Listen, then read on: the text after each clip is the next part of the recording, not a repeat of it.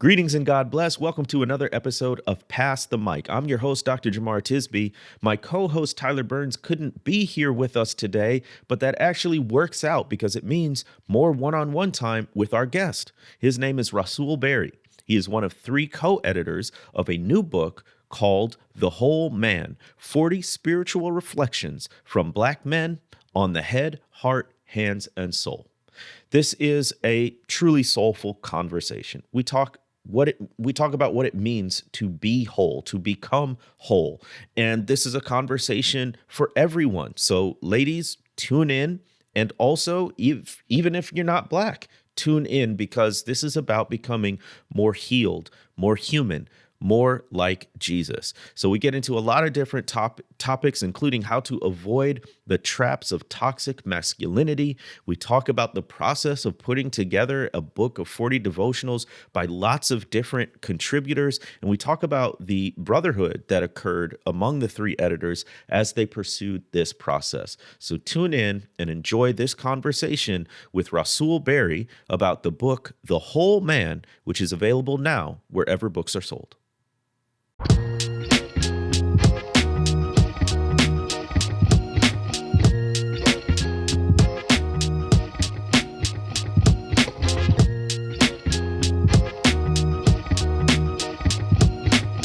Welcome to Pass the Mic, Rasool Berry. What's going on, my brother? Man, I could finally tell my mama I made it. I'm on Pass the Mic. Yes, you are. Yes, you are. And special bonus for you, you get my full attention. We're not distracted by that joker, Tyler. So look, we're going to have a real good conversation. Where are we finding you, bro? Where are you calling in from? Yeah, Brooklyn, New York. Brooklyn's in the house. Yep. Nice. Is that where you hail from or you moved there? Nah, born and raised in Philly, so I'm always going to claim that. Okay. But been in New York City and Brooklyn for the last 9 years, serving as associate pastor, teaching pastor at the Bridge Church in Brooklyn. And also for the last 3.5 years, been working as the director of content development and partnerships for our Daily Bread ministries. That's wild. That actually sounds like a phenomenal job. Content developer. How did you get connected with them? You know, it started, I got a random text back in 2019 from somebody that I knew from a different ministry. And they were like, yo, is this your number? We hadn't talked in like 6 years. And I was like, yo, yeah. Who this? Right. And he was like, hey, how would you like to travel around the world with a film crew and talk to people about Jesus and learn how their culture can inform the way we think about Jesus? I was like, absolutely. Say less. So that exactly. So that ended up being In Pursuit of Jesus, a docuseries where we traveled to Argentina, South Africa, Sweden, Singapore, Israel, Palestine. We shot in New York in 5 months and didn't know that the world was going to shut down a few months later and we wouldn't be able to do it again. And so that is what got me involved with Our Daily Bread, and even realizing that it was more than just the little devotional booklets that I had been aware of and had appreciated back, in the day, but it had kind of just drifted from and didn't know much more. And then I realized, oh, wow, y'all do media. So from there, we launched the Where You're From podcast, which basically was just an opportunity for me to talk to all the cool, fascinating people that I just have been shaped by, including yourself. I was going to say, sometimes you have duds on shows like that. And that's when I got on there. You're in the rare category of people who I talked to twice on that show. Once with you and then with Dr. Bill Pinnell. Nice. The second time. And so, and then after that, it was like, man, this is something I love to do. Create content that's culturally relevant and faithful and engaging that intersection of faith and culture. And so I came on board to do that full time. And did content like the Juneteenth Faith and Freedom documentary, and now the Whole Man Project. Yep. Very good. So we're going to get to the Whole Man Project, this set of devotionals, but really a constellation of resources, which I'm excited to talk about and share. But I want to dig a little bit deeper into your story as well. So let's start at the present. You said you're working in a church context. Now, as we record this, we are just barely 30 days out from an election. So Yeah. how are you all handling and process? How are you preparing your congregation as a church Yep. leader? I'm glad you asked, because that's something that we've done a lot of thinking. Actually, the answer to that really has to rewind a little bit to the George Floyd moment, because our lead pastor ended up organizing a protest, a march after the murder of George Floyd that ended up culminating in a justice ministry that our church leads. That's across New York City, called Pray March Act. Hold on. And so I thought Christians were just supposed to preach the gospel, Rasool. What are y'all doing marching in the streets? Pray, hey, march, act. What's going on? last I heard, that righteousness and justice was the foundation of his What? throne, and that he said that he came to bring peace, but not the type of peace like, oh, let's kumbaya, but the type of peace that is shalom, wholeness. The Spirit of the Lord is upon me, because he has anointed me to proclaim liberty to the captive, freedom of sight to the blind, and justice, to free the bonds of those who were oppressed, Luke 4:18. And so, which is quoting Isaiah 61. And so, yeah, so when we see, the cries out in the streets, there's a very close, those cries reflect the cries of God. You know what I mean? Wow. Those, and so we felt like obligated to live in that, walk in that, but not just in this kind of voyeuristic way where everybody, after that first 6 months, 8 months, it was hot and everybody, but we, kind of came on board. But a year later, 2 years later, 3 years later. So Pray March Act is still there. Our lead pastor, James T. Roberson III, shout out to him, still leading. I've served as the director of communications for a while, passed the baton to a young buck named James Seaton, who's been killing it. But in the meantime, we just announced last week something that I got a chance to name, a concept called the 1459 Pledge. And so basically it comes from the idea, as we sat as Pray March Act, and even as a church, the question is like, how do we steward this moment, but also in a connection to the fact that with Pray March Act, we've been in the trenches talking about criminal justice reform, housing, and education disparities in New York City for the last 4 years since we got started.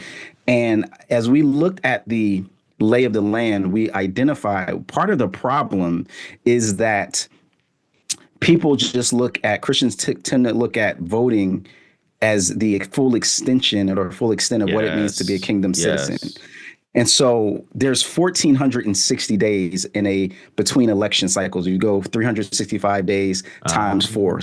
So we're talking about taking the pledge of not just being civically active on the one day of that election cycle, but the other 1,459 days. I love it. And so the 1459 pledge is a pledge that commits people or challenges people to do 4 things. One is to stay engaged, that we commit to staying engaged in public policy issues beyond election day as an expression of what it means to be a faithful citizen. 2, remain hopeful, that we commit to maintain hope and trust in God and not in political candidates or systems, regardless of who wins or loses. 3rd, contend for unity.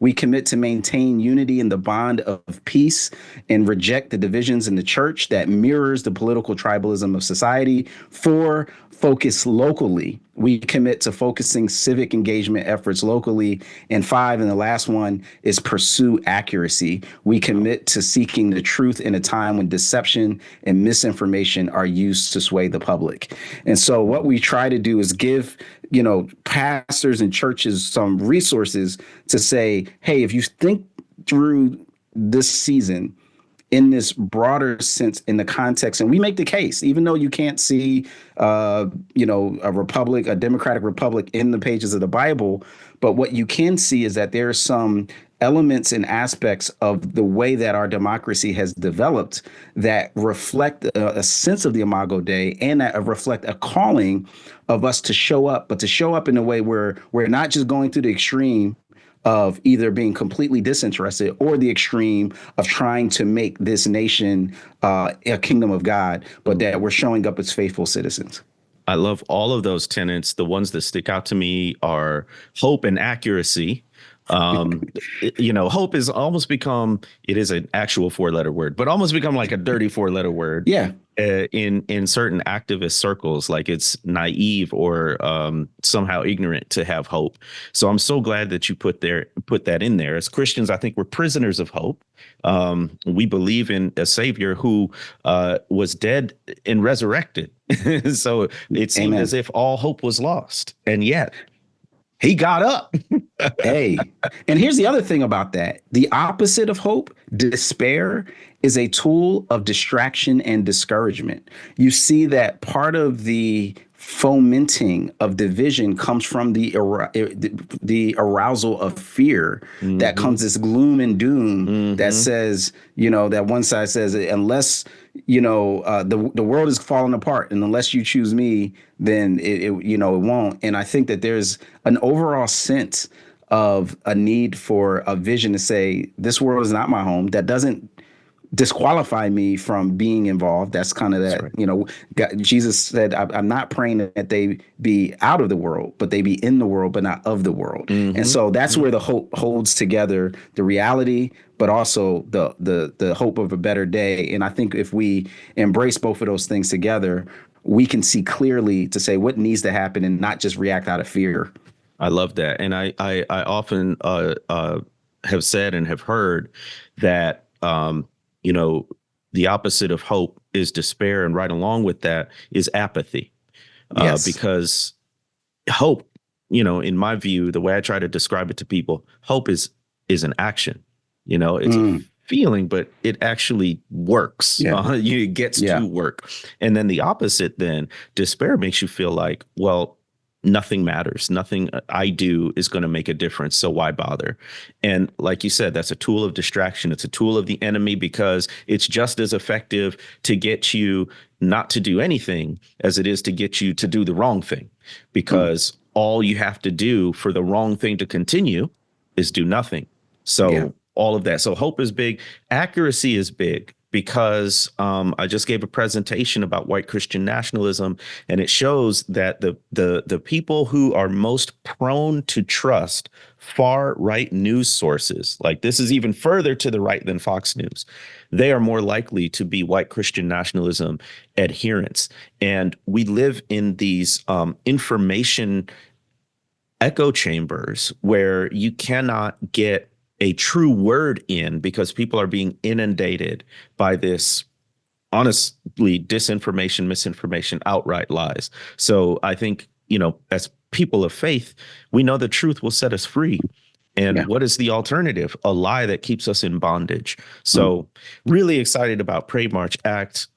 Grateful that a congregation where you are is being equipped and prepared 4-year cycle round, and not just on voting day. So that's great, man. Thank you so much for sharing about that. But let's get into this latest project we have. It's called The Whole Man, and it's devotionals. So just tell us a little bit, give us a little overview of the project. So I'm taking off my Bridge Church hat and I'm putting on my Our Daily Bread hat. Very good. And yes, so I was invited to participate in this project. Our vice president of publishing, Cynthia Floyd, someone who's very passionate, and she looked at the landscape and said, there's just not a lot out there for Black men as it relates to devotional content, and we need to create something. And so as we started to we looked at the research and saw that, thankfully, through folks like Barna, Better Man, other Pew, you just looked at the research, you saw that there were several aspects that men were yearning for. One, folks were struggling with isolation and loneliness. You see even our Surgeon General talking about that now, the loneliness epidemic that exists. We saw a statistic that in 1991, about 3% of men reported not having any close friends.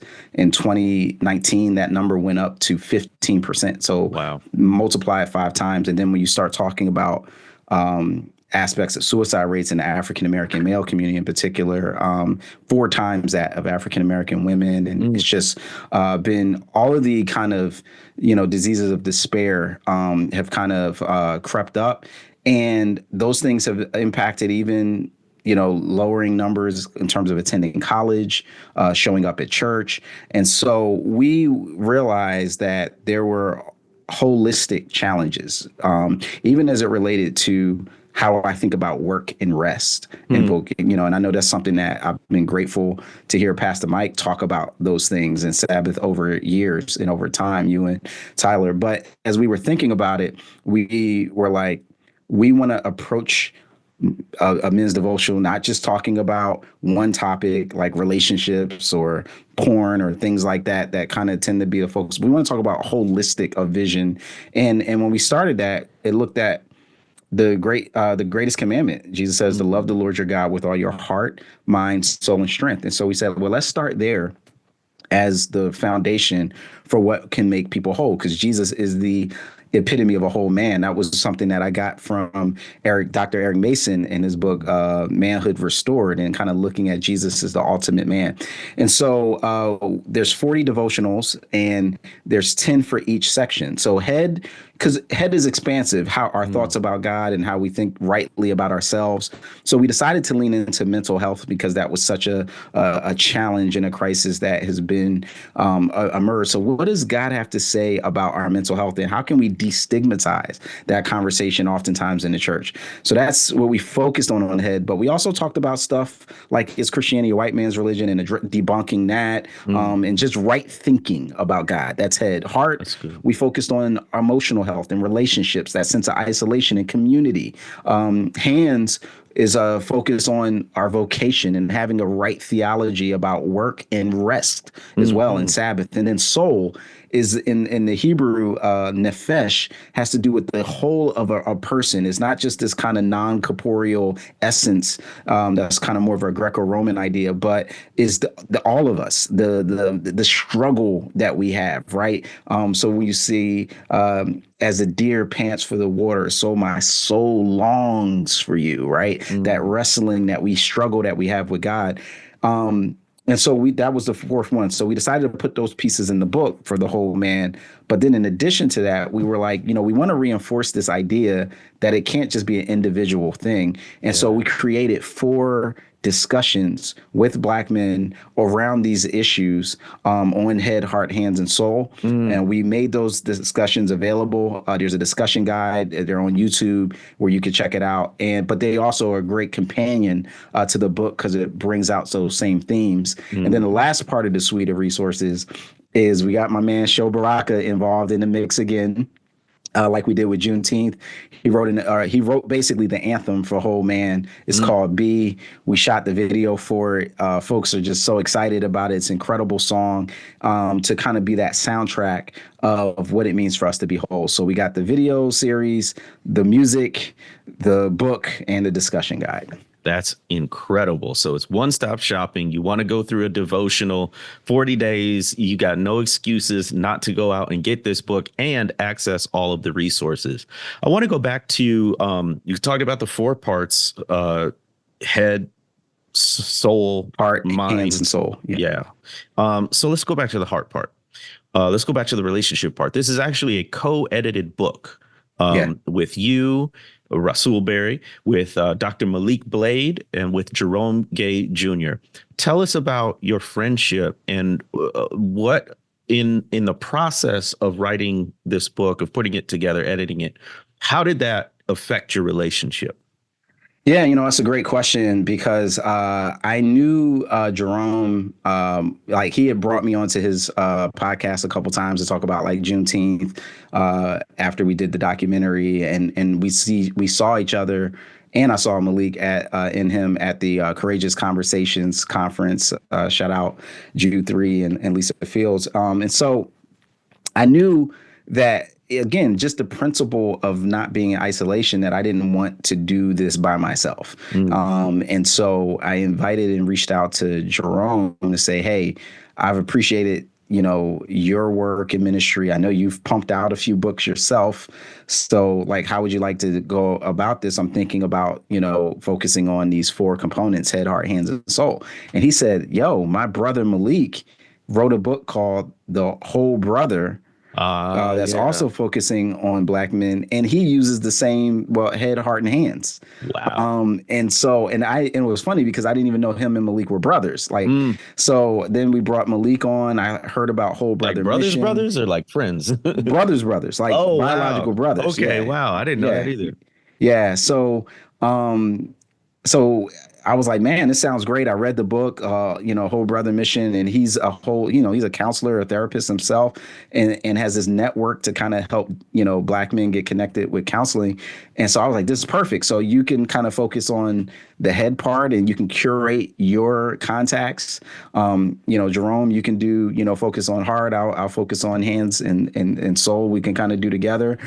And so in the combination of doing that, we actually shot the videos in the same week, at least 3 of the 4. And so, I got a chance. We started in Raleigh, and I got a chance to hang out with Pastor Jerome Gay there, and Dr. Eric Mason, and Pastor James White, and just kind of really develop that content. Then we flew to Atlanta and connected that's where Malik was at the time. So we shot it at the Atlanta University Center. Was there. And then, we got together in Detroit, and that's where we did Shot Soul. So in the process of that, we really did get a chance to connect on a deeper level with each other, and really develop a friendship that came to reflect that sense of what it means for us to be whole together. I mean, I'm imagining just the belly laughs, good food, prayer, deep conversation. You really modeling it through the process of what I believe you hope that the Black men who read this get out of it. So that's exciting. And tell us about the network of folks. It sounds like each of you kind of had your specialty areas. Yep. You just reached out to folks. How did that happen? Yes. So, again, with Malik working with the Whole Brother Mission, we brought in Dr. Nee Addy, who's a neuroscientist who teaches at Yale. So we got into like the basics of the brain and how it works. And especially for him as a believer, to talk about how his understanding of the science of the brain and how God made us reflects in his value for therapy and whatnot. And he deals with addictions in particular. That was great. And then we brought together a couple other brothers. Sho Baraka was there in Atlanta for a conversation. He's been very transparent about raising sons with autism. So we kind of hit it from a few different angles and in that section. And then we, Jerome, kind of identified, pastors Mason and White. And then for me in New York, we shot Hands in New York City. And that was just a combination of folks that I knew who I thought had thought deeply about work and rest. And there are different generations involved. We got, boomers, we got millennials, we got some Gen Z. So we wanted to have an intergenerational conversation. And then for Soul, it was all 3 of us that kind of got together. And that's kind of the first one. That's the kickoff for the whole series that we shot. And we shot it in Detroit at Aretha's Jazz Cafe because the heart of soul music, right? And that soul music is this reflection. Why did they call it that? It was because of those yearnings and strivings and struggling with God and with a oppressive society. And what does it look to bring all of the pain and, the hope of life together? Well, that's what soul really represents. And so that's why we shot that there. That's good. I mean, what I like about every aspect of this book is it's also deliberate. It's also meaningful, symbolic, well thought out. I'm curious about the manhood aspect.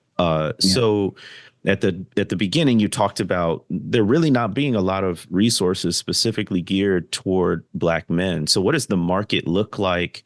What do you think are the deficits in terms of resources for Black men? Yeah.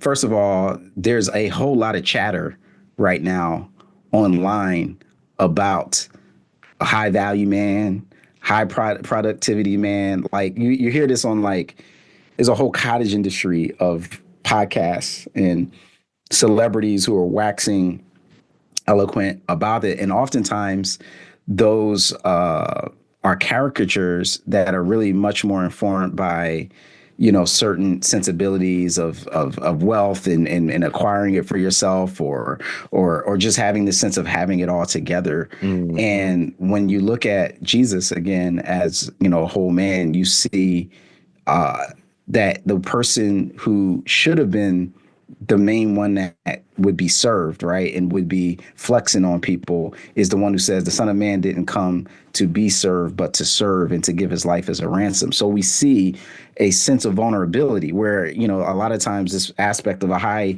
value man is talked about in the sense of like, having finances or having this type of physical, acumen or any of these other things. But what Mm-hmm. we see in the scripture and what we see in Jesus is like, no, that's not the primary. Yeah, you should take care of your temple, but the primary thrust of what it means to be whole is, ironically, in this upside down kingdom, is to acknowledge your vulnerabilities and our inability on our own to be whole. And it is somehow holding together the sense that God put me in the skin that I am, that he made me a man on purpose, with the fact that I am broken, and that I need Jesus to even come together to be whole. That is what actually, when I acknowledge that, then I can stop fronting. Then I don't have to put on this mask that in the, one of the last episodes y'all just did was a throwback on misogynoir. Mm-hmm. And that's where a lot of that comes from, right? Like the abuse and even the way that we can end up mistreating women in our life comes from this sense of trying to hold this mask together. The video that Sho did for the song B, we got the idea from the Japanese art form of kintsugi.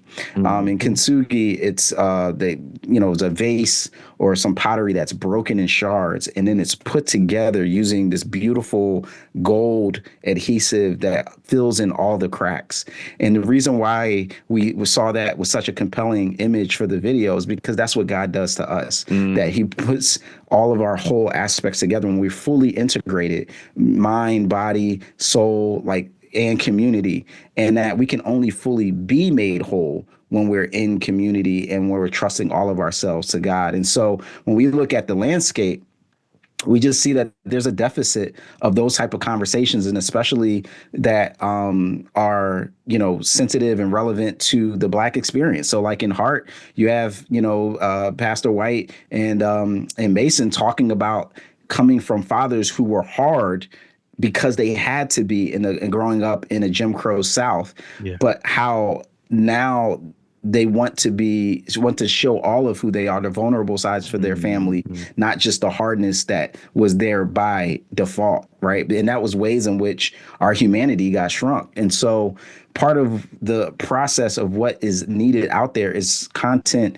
and resources that aren't just kind of talking pietistically about, what it means to be whole and throwing a Bible verse on it, but that's really leaning into all of us ourselves. Like yes, the scriptures give us as a salve and a balm for our soul, but it's doing so in the context of a society that's trying to strip us away, and there's none of these. Wealth can't save us, you know what I mean?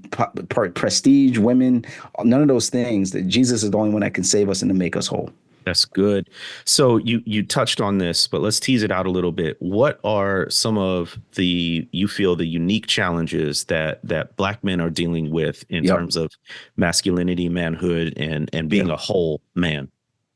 Yeah. So I think, one of the aspects of just even intergenerational trauma that comes from being seen as a threat is, Mm, feeling like you have to hold in all of the things that you're experiencing, because if you express your emotions, that could be dangerous, mm, to your life. You could be seen as scary, right? And then you add to that, so then that culture gets kind of calcified in our own communities. So now you can't show weakness, there, or you can't show vulnerability, or you're soft. You know what I mean? And even to this day, like, I'm a big basketball fan, right? And oftentimes being a sports fan, being called soft is like the worst, uh-huh. thing that you could possibly be. And, and I think that becomes coded in ways that say, and even my own personal experience, like I used to be a pretty sensitive kid, cried pretty frequently. And I remember being taunted mercilessly Wow. because of it. So I turned off my ability to express emotion, when I was in middle school, because that was a survival technique. But the challenge is, and it's taken through therapy, and it's taken through being, walking through, seeing how closing myself off to those emotions also closes me off to aspects of how God made me, that I am working through those things. But that's been my experience. And so I understand that growing up, especially in a Black context, in an inner city context, often comes with the types of dangers that make you have to be protective of yourself and not be vulnerable. But we have to nonetheless. And then, of course, that bleeds into mental health. So then we don't want to talk about anxiety or depression or any of those things, because then you're considered soft. So then that causes us to just try to get our sense of value through our work. And so now we're being unhealthy and driving ourselves and working ourselves into the ground. We have the lowest life expectancy rate of anybody in the United States. You know what I mean? And so these things are life and death matters. But man, when we're able to orient ourselves around being made in the image of God, being made and loved and seen as who we are, and that we're in a process of becoming whole. And that's really the big part of the whole man. We're not saying you're going to get, 40 days into this, or reading this and watching the videos. Okay, now you're whole. Like, it's a journey. Man, I want the before and after picture. Gotta get the open and closed book. Yeah, it's a journey, but that journey is when we do it in community. And it's been it's made me look at myself, and I had to pick up the phone and reach out to some folks that I realized that I had hurt or had hurt me, and really do the work. But when you do that work, you become free, and you become the type of person that's safe, that's healthy, and that is not bound by the past, but can live into the future with wholeness. Well, that's what I wanted to get at, was what's the transformation? How do our families change? How do our communities change? How even do our churches change? How do they look different when more Black men are on that journey of wholeness?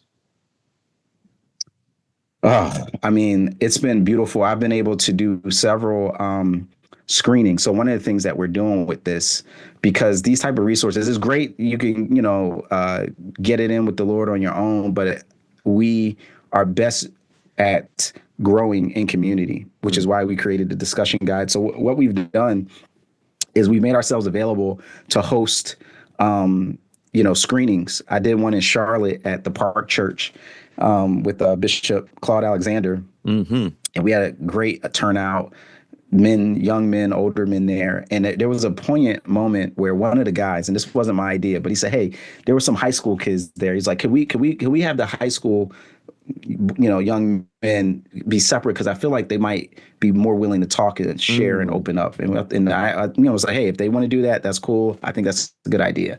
So it was a table of about 8 of us. And I asked them several questions. And I asked them, what is it that you value about the older men in your life? And what is it that you wish they would do different? And they all went around and shared. Now their fathers are all there in the building. So I asked, I say, hey, could I give a report? When we kind of report back from each of our tables, they all were like, that's cool. And they said 2 things that were really profound to me. One, they just said, I wish they would listen to me more. And understand that our generation is different. But then also, I want them to understand and value and know that we see their sacrifice. We see the fact that they're trying to be consistent, and we appreciate it. And then the fathers were just like asking, like, how can we show up better in the lives of our sons? And it was just this beautiful moment where the video, the discussion, the book became a springboard to helping people, 2 generations who were talking past each other, begin to talk more to each other. And so the reports I was hearing back from that has just been phenomenal. The conversations that happened on the car on the way out, in addition to what was happening there. And so I think that's what it means to be whole, when I can actually take in and listen to where somebody else is coming from, and understanding this as a spiritual act. One last thing I'll say about the content is we gave the encouragement for folks to write from the wisdom literature. That was another thing that we saw was a gap that's there. Not every verse is there from Proverbs or Psalms, but a lot of them are. And we think that that's important because wisdom is the skill for living, right? And and if we understand that God made the world and all that's in it, then it makes sense that we should look to him for how we should live our lives and skillfully, because he is the one that who created it. And so I think that that's another thing that we're really leaning into. And I think that is part of a real masculine expression of like this desire that we have to do right by the people around us. And so hold on to that, right? Yet at the same time, recognize that's not what makes me acceptable or approved. Like and that's why I love that show song is called B-E. It's just be whole. You know what I mean? Because it's in being whole that the doing emanates from that in an effective and healthy way. That's beautiful. That's beautiful. And it's almost like people just need a structure or even an excuse to begin talking and communicating, and it's like the floodgates can be opened, and I think you've provided them with the tools to do that. One more question I feel like I would be remiss not to ask. I get a little antsy in the current context talking about manhood and masculinity because there's so much toxic masculinity. Right. Even the stuff that parades around as Christian and as beneficial maybe feeds into that. I remember seeing advertisements for a conference where there's literal tanks and guns and explosions and all this grunting kind of masculinity, right? Like, how do you write about manhood and Black men being whole and avoid some of those pitfalls that can be caricatures of masculinity or even fall into toxic masculinity? Yeah, no, that's a great and very important question. And it's something that we thought about, and as we curated the articles, because we didn't accept every article that we got. Like, okay. You know what I mean? You know, there was a filtering process, and we wanted to reflect the same type of tone and reflection of what it was that we were, feeling like is more of a spiritual foundation for wholeness and not a cultural caricature, right? That's good. And so for us, I think a prime indication and North Star is what does it look like to look more like Jesus, right? And this is where you see if he's the whole man, if he's the ideal whole man, and I'm seeing him as a model, and I'm seeing him speak truth to power, flip over tables when it needs to happen. But also I'm seeing him weep at a gravesite. I'm seeing him express despondency. My God, why have you forsaken me? And lamentation. I'm seeing him weep over Jerusalem, because of its state. And yet I'm seeing him step forward with faith and confidence in light of his calling. But all of that started with, this is my son in whom I'm well pleased. Right. You know what I mean? All of that before any of that other stuff. And I think that to me is the is the focal point of trying to avoid a lot of the cultural stuff. And so you don't see a lot of the kind of usual cultural flashpoints or indicators of American culture, because we want this to be timeless, not just, temporal. And we want it to be a more accurate reflection. And so I think we approach that now we still quote, you'll see references to Rick Ross, or you'll see references to, different cultural moments, basketball icons and all of that in there, because, that is where the brothers were writing from, their own experiences and their visions. But you see them transcend that to a place where they can point to who it is that we're really trying to become. And that's in the image of God, not in the image of a 21st century American caricature of what manhood is, but something more deep, more real, more substantive, and that can speak to. And I think when we get to both bold profession and humble contrition and reflection, then I think we start to become more like the wholeness that we see in Jesus and less like the John Wayne caricature or the, Lone Ranger, even Bass Reeves, whoever it is that we want to look at as our, our icon. And we kind of flatten those identities and make it something different. I think that the more we can get away from that and the more we can focus on Jesus, the more whole we can become. Well, I mean, I thank you for that, because anytime I have to pick up these books, I'm always like, oh, okay, what are we going to get? I didn't really think that with y'all because I know what kind of guys you are. But my impression as I read through it was this book is gentle, not gentle in the soft / pejorative way, right. Gentle in it's going to meet you where you are, and it's going to minister to all aspects, the whole man, right? And so I think it's very approachable for people who maybe have felt like they didn't fit a certain mold of what it means in our contemporary culture to be a man, whether black or white or someone else. I think it's very approachable to people who feel very macho in some circumstances, but also have a sense of weakness and brokenness inside that they don't feel like they can share. So it is the book, The Whole Man, for all kinds of men. So that is a really great accomplishment. The book is available now. And what's the best place to access it?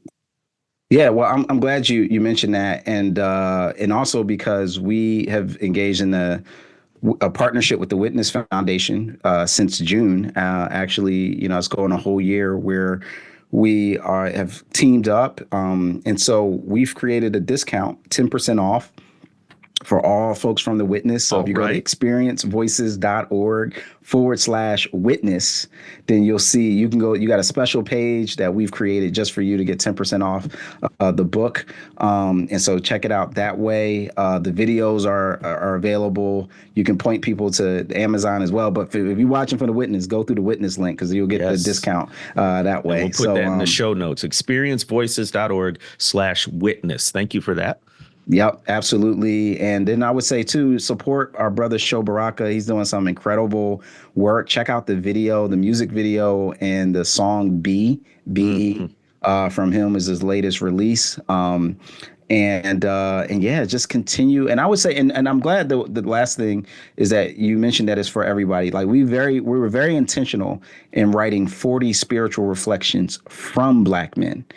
Because just because it's from Black men doesn't mean it's only for Black men. We write explicitly from a African-American experience, but in the same way that the scriptures are written from a Hebrew experience, but yet we can still draw and ascertain principles and truths that go beyond the cultural specifics to something more generic. And so I'm glad that we have the opportunity to offer that to people. So I would say if you're a sister, get this for the men in your life as a, gift, brother from whatever, ethnic background or origin.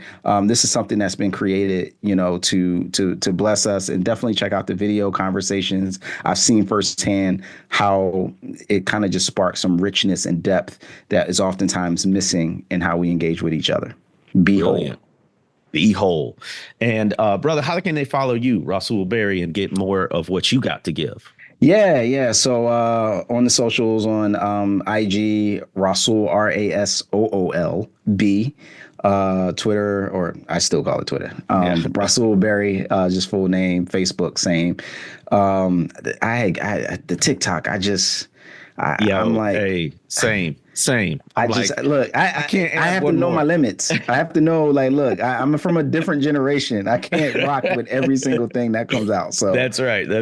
I'm on it, but not really. I know. I got my handle, but I feel like this is the first social media platform that I kind of aged out of. Like it came along, and I'm like, I'm gonna let the kids have that one. Yep. But totally understandable, man. Hey, keep doing what you're doing. We really appreciate you being part of this project to shepherd us to be whole men patterned after Jesus, the ultimate human being who we can follow, and wish you all the best success and effectiveness with this project and more. Thank you for joining us on Pass the Mic.